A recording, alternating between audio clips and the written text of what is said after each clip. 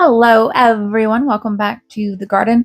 Now, this one's I get this so much. It's like, how do I grow so many things in such a small space?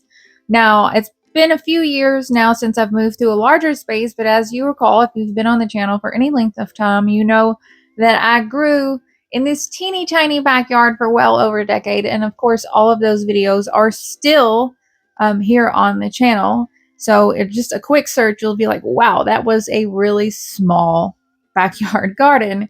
And even though it was small, it was mighty. I was able to produce quite a few, I think, just really appealing garlands and wreaths and flower arrangements and bouquets and things.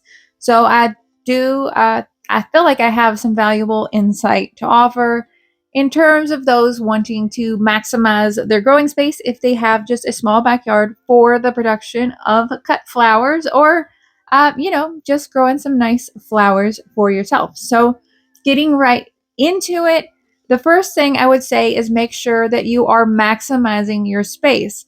This means you are really thinking about what you're going to grow and making sure that you can get the most flowers per square foot. So, in the example here with tulips, I treat these as an annual. I know that I can pack them in very, very tightly, and this little bed is just going to give me hundreds of blooms, and they're all going to be beautiful. They're going to have a great stem length.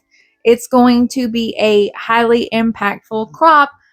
In this case, I was donating the flowers, but of course, if you wanted to sell them as well, just a really good option. Careful planning will also come into play. For example, to get the most out of your space, you need to kind of plan your spring crops carefully. For example, in the case of ranunculus here, I know that those can be overwintered in my yard, so I can grow those and remove them when the warmer weather arrives and replace them with something that is frost tender or, a heat loving plant. Same can also be said with things like anemones, which can be treated like an annual. I had a lot of daffodils in my yard. I'll get to that a little bit later. Well, just making room for perennials is a big step as well.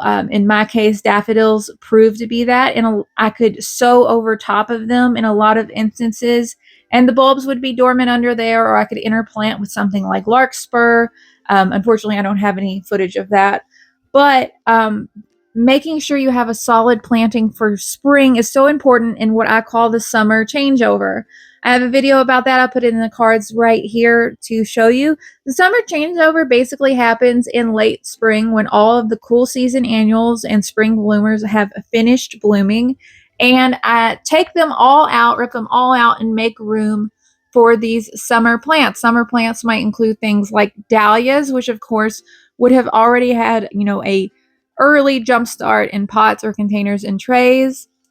Those flowers specifically are really helpful because they can be dug and stored through winter indoors, so I don't have to worry about them taking space up in the garden.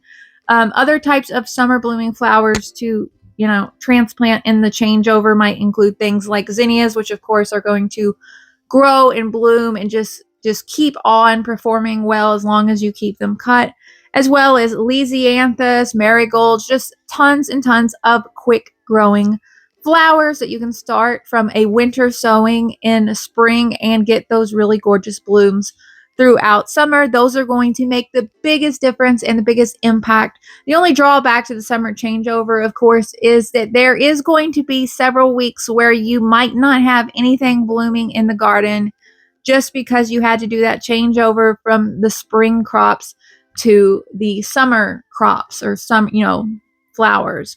And that's just a drawback. There are drawbacks to having a teeny tiny space. I'll be the first one to admit it, but seriously, you can do some amazing things with just an itty bitty little backyard. And I know for the last 10 years, I was just consistently amazed by what I was able to accomplish in my little tiny yard. Much like those hardy annuals and bulbs and things, when I planted these summer loving crops, I really wanted to focus on a close spacing, really just packing as many plants in this space as possible. In most instances, I almost always plant way closer than recommended by most, sources. And I seem to generally have good results. It helps with keeping the weeds down. competition between plants can be pretty steep, but as long as your soil is nice and rich and nutrient dense, it's not really a problem. I think the last thing I would consider, or there's a few more things, I would definitely consider making the most use of your space. This can include growing vertically, of course, which I've had several vines to grow in the past. It really helps growing up instead of out as a means to kind of increase yields. Making sure things are trellised really well also helps with that. I found a lot of success in growing in containers as well. This includes just regular containers like nursery pots as well as bulb crates.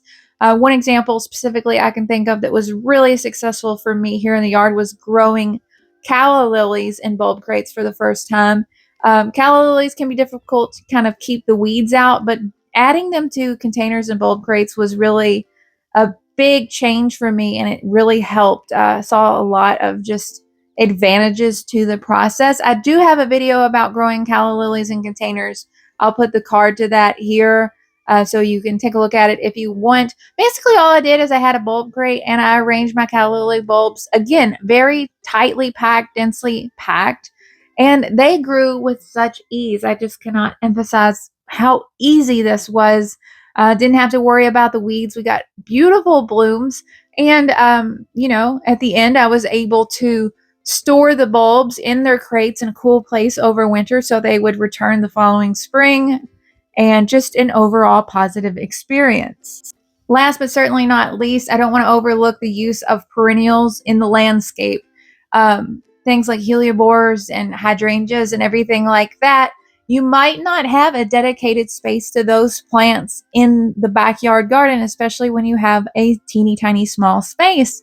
But in a lot of cases, that doesn't mean that you don't have the extra room somewhere in the landscape. For me, the hydrangeas, I had little bed at the side of the house that didn't have anything in it. And I was just like, this is perfect. I am going to have some gorgeous hydrangeas here. And in the future, I'm going to have some gorgeous cut hydrangea flowers. The house is going to look beautiful. My bouquets are going to look beautiful. The same can also be said with things like lilacs, just tons of options. Roses, love it. That's really about it for this video. I realized it was a kind of quick, kind of rambly one, but I thought I would just throw in my 2 cents there. I hope it was helpful. As always, I hope the weather is totally gorgeous wherever you are. You deserve it. Don't you ever forget it, because without you, these videos would genuinely not be possible. I am so, so, so thankful. Be sure to leave any comments or questions you have down below. I'll do my best to answer them. And hopefully I have the answer. Sometimes I don't. I'll be the first to admit that. My garden's very much based on trial and error, so I don't always know the answers. Anyway, that's it for now. I'll talk to y'all later. Bye.